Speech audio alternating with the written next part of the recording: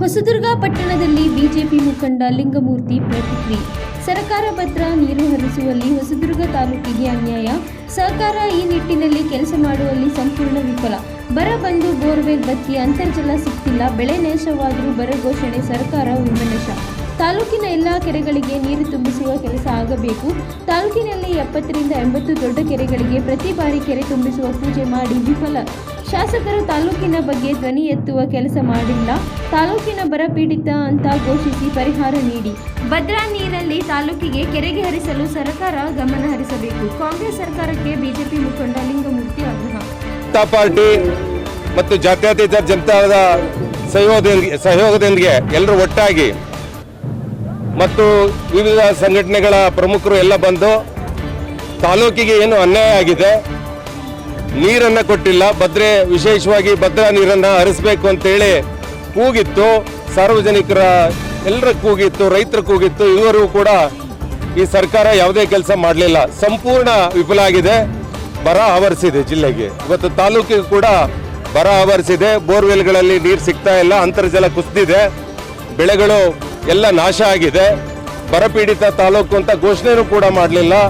ಇವತ್ತು ರೈತರು ಕಂಗಾಲಾಗಿದ್ದಾರೆ. ಅದಕ್ಕೋಸ್ಕರ ಇವತ್ತು ನಾವು ಬೃಹತ್ ಪ್ರತಿಭಟನೆಯನ್ನ ಸಾವಿರಾರು ಏನು ನಮ್ಮ ಕಾರ್ಯಕರ್ತರು ಪ್ರಮುಖರು ಎಲ್ಲ ಸೇರಿ ಮಾಡಿರ್ತಕ್ಕಂಥದ್ದು ಒಂದು ರಾಜ್ಯ ಸರ್ಕಾರಕ್ಕೆ ಇವತ್ತು ನಾವು ಒಂದು ಕೂಗನ್ನ ಮುಟ್ಟಿಸಬೇಕು. ಸನ್ಮಾನ್ಯ ಮುಖ್ಯಮಂತ್ರಿಗಳು ಇದರ ಬಗ್ಗೆ ಗಮನ ಹರಿಸಿ ಇವತ್ತು ನಮಗೆ ನ್ಯಾಯವನ್ನ, ನಮ್ಮ ತಾಲೂಕಿಗೆ ನ್ಯಾಯವನ್ನ ಕೊಡಬೇಕು ಅಂತೇಳಿ ನಾವು ಆಗ್ರಹವನ್ನು ಮಾಡಲಿಕ್ಕೆ ನಾವು ಸೇರಿದ್ದೇವೆ. ಹಾಗಾಗಿ ಇಂಥ ಒಂದು ಪ್ರತಿಭಟನೆಯಲ್ಲಿ ನಮ್ಮ ಬೇಡಿಕೆ ಇಷ್ಟೇ. ಇವತ್ತು ಏನು ನೀರನ್ನು ಕೊಡಬೇಕು, ಭದ್ರೆಯ ನೀರನ್ನು ಕೊಡಬೇಕು, ಕೆರೆಗಳಿಗೆ ನೀರನ್ನು ತುಂಬಿಸಬೇಕು. ನಮ್ಮ ತಾಲೂಕಿನ ಎಲ್ಲ ಕೆರೆಗಳಿಗೆ, ನಾನು ಅದು ಇದು ಅಂತ ಹೇಳೋದಿಲ್ಲ, ಯಾಕೆಂದರೆ ಯಾವುದೋ ಒಂದು ಭಾಗಕ್ಕೆ ನ್ಯಾಯ ಸಿಕ್ಕಿ ಇನ್ನೊಂದು ಭಾಗಕ್ಕೆ ಅನ್ಯಾಯ ಆಗಬಾರ್ದು ಅನ್ನೋ ಕಾರಣಕ್ಕೋಸ್ಕರ ನಾನು ಈ ಸಂದರ್ಭದಲ್ಲಿ ಕೇಳ್ತಾ ಇದ್ದೇನೆ. ಇವತ್ತು ಎಲ್ಲ ಕೆರೆಗಳಿಗೂ ಯಾವ್ಯಾವ ತಾಂತ್ರಿಕವಾಗಿ ತುಂಬಿಸ್ಲಿಕ್ಕೆ ನಮಗೆ ಗೊತ್ತಿರೋ ಹಾಗೆ ಸುಮಾರು 70-80 ಕೆರೆಗಳು ಇವತ್ತು ತಾಲೂಕಿನಲ್ಲಿ ದೊಡ್ಡ ಕೆರೆಗಳು ಇರ್ತಕ್ಕಂಥದ್ದು. 28 ಕೆರೆಗಳನ್ನು ತಾಂತ್ರಿಕವಾಗಿ ತುಂಬಿಸ್ಲಿಕ್ಕೆ ಅನುಮೋದನೆಯನ್ನ ಆಗಿತ್ತು. ಆದರೂ ಕೂಡ ಯಾವುದೇ ಕೆರೆಗೆ ಇದುವರೆಗೂ ಕೂಡ ನೀರು ಕೊಡಲಿಲ್ಲ. ಏನೋ ಕಣ್ಣೊರೆಸ ಪ್ರತಿ ಸಾರಿ ಭೂಮಿ ಪೂಜೆ ಮಾಡುವಂಥದ್ದು, ನೀರು ಹರಿಸ್ತೇವೆ ಅಂತ ಹೇಳಿಕೆನೇ ಕೇಳ್ಕೊಂಬಂದಿದ್ವಿ.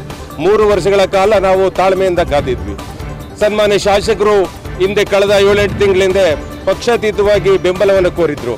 ನಾವು ನೀರನ್ನ ತರಬೇಕು, ಕುಡಿಯೋ ನೀರನ್ನ ಅಂತೇಳಿ ದಾವಣಗೆರೆ ತಾಲೂಕಿನವರು ವಿರೋಧಿಸಿದ ಸಂದರ್ಭದಲ್ಲಿ ನಮಗೆ ಕೇಳಿದ್ರು. ಇವರು ಆಡಳಿತ ಪಕ್ಷದಲ್ಲಿದ್ದೇ ಇವತ್ತು ನಮ್ಮನ್ನ ಎಲ್ಲ ಪಕ್ಷದವ್ರನ್ನ ಕೇಳಿದಾಗ ನಾವು ಮಾನವೀಯತೆಯಿಂದ ಇವರಿಗೆ ಬೆಂಬಲವನ್ನು ಕೊಟ್ಟಿದ್ವಿ.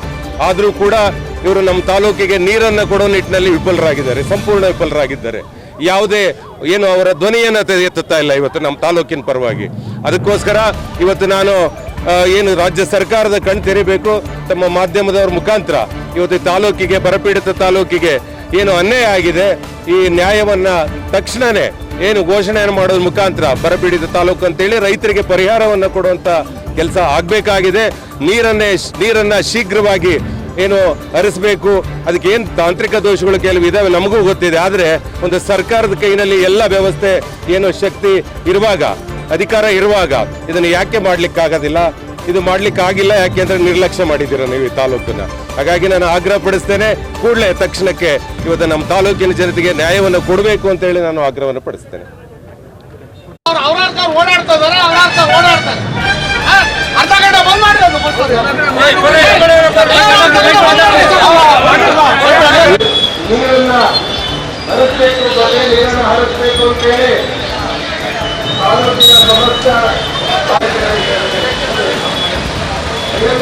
ತಾಲೂಕಿನ